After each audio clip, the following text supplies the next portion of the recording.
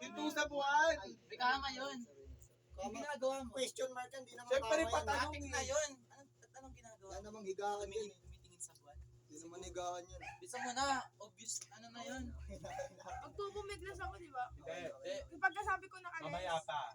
Oo, mamaya pa nga eh. Basta, Ikaw nga kumuha nun. ikaw, diyan ka. Butik na yung ano na ako. Nangangalay na ako.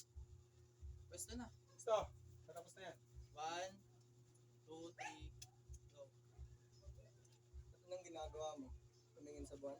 Tumitingin. Tumitingin Okay sa na buwan. yun. Tumitingin, hindi pa Ayun. yun. Okay na yun. Iba, iba. Past tense yung tumingin. Kailangan mo verb. Kailangan ko, bro. Bilis! 1, Verbal, gusto mo. 1, 2, 3, go.